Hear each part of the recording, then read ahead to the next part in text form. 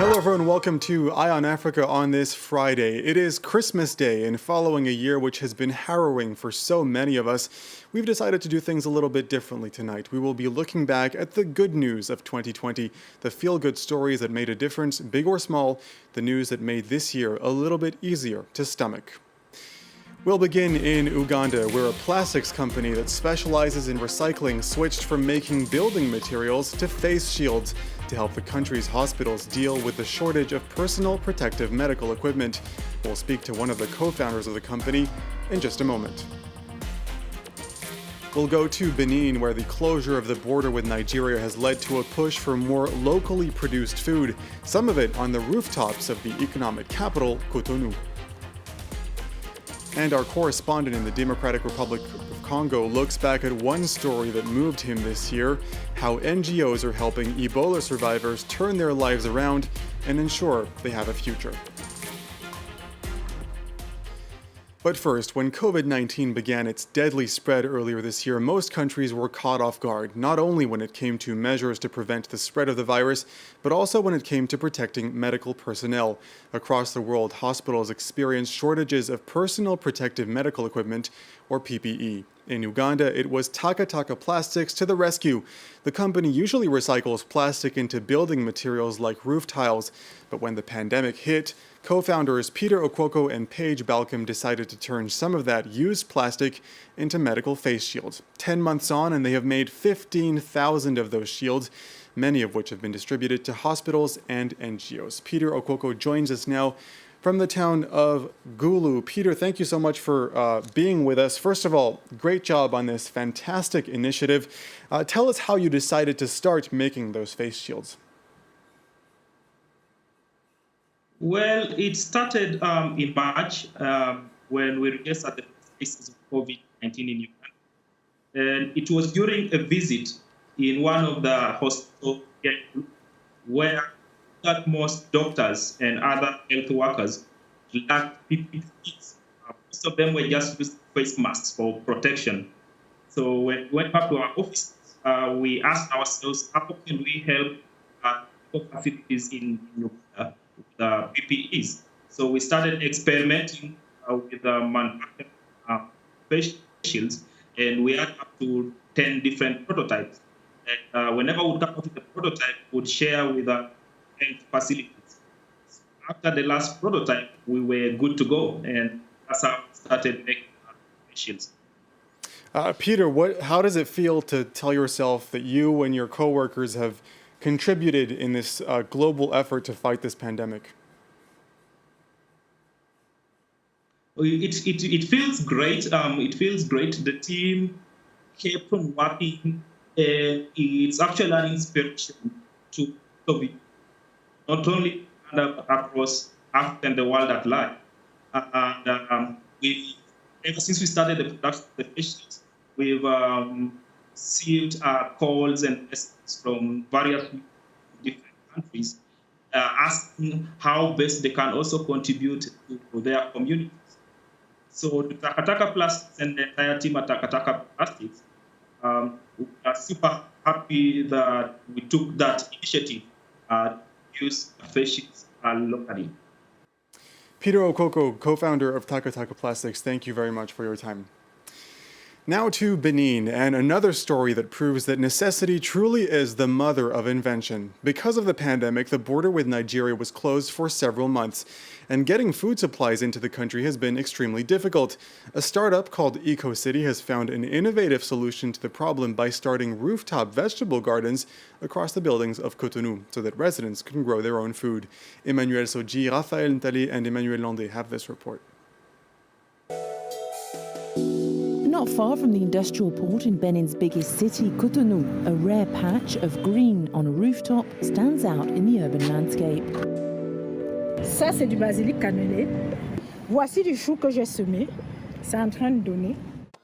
It all started here at this modern science hub called Sime 1, where a young generation of researchers are thinking up local solutions to African challenges.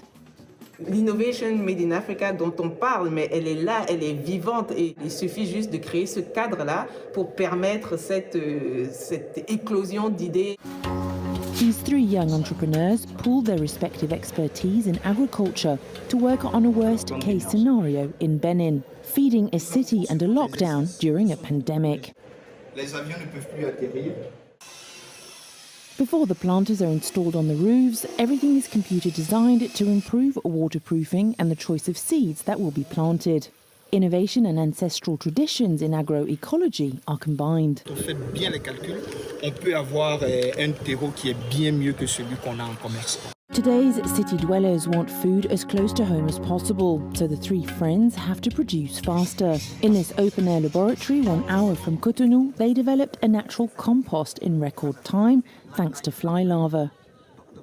Nous avons raccourci de 3 mois à 3 jours pour nous permettre d'être beaucoup plus efficaces dans nos prestations et apporter une plus-value sur la chaîne de valeur. On a utilisé la fiente de poulet qui dégage beaucoup plus d'odeur, qui attire les mouches.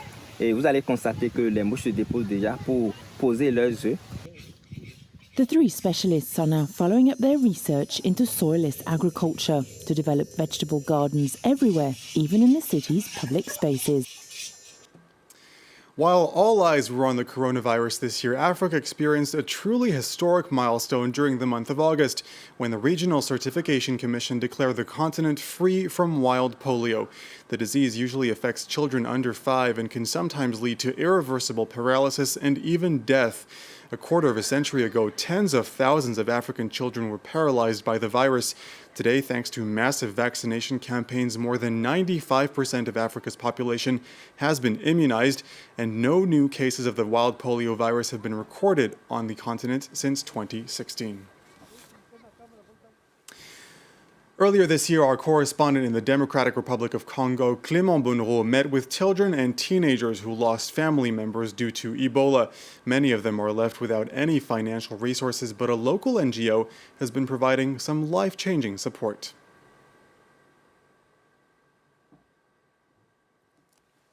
As you can imagine, 2020 was a bit of a rollercoaster year for us journalists. For months we were stuck here in the capital, Kinshasa, but in November we were finally able to go around the Kivus in the east of the country. And there's one story we covered there which we thought particularly deserved to be told, that of children who've been orphaned by Ebola. As you may know, the DRC went through 3 successive Ebola outbreaks over the past couple of years. Thousands of people died and thousands more were infected. But we wanted to go beyond those numbers and understand the impact that those outbreaks have had and continue to have on local communities. And that's how we met Lucy, a 15-year-old girl who lost both her parents to Ebola. She was taken in by her relatives, by her sister-in-law and her brother, but she had to stop her education because she could no longer pay for school fees. Luckily, she met members of a local NGO who provided assistance. Now she's studying sewing at a local vocational training centre, which she says has given renewed meaning to her life.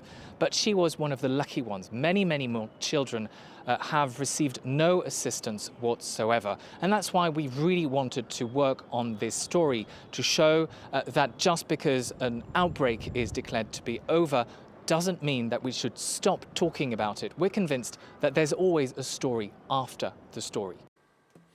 Finally tonight, you've probably heard this song more than a few times this year.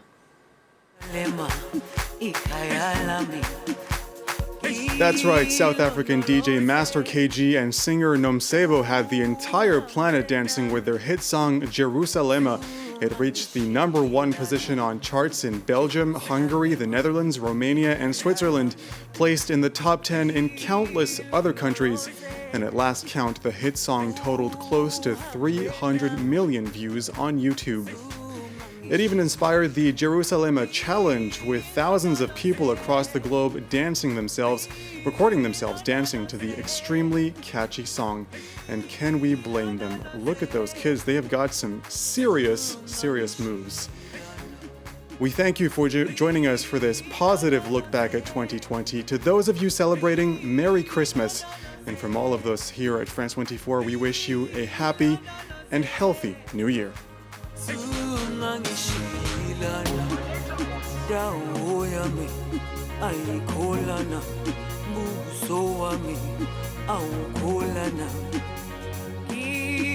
Ilondoloze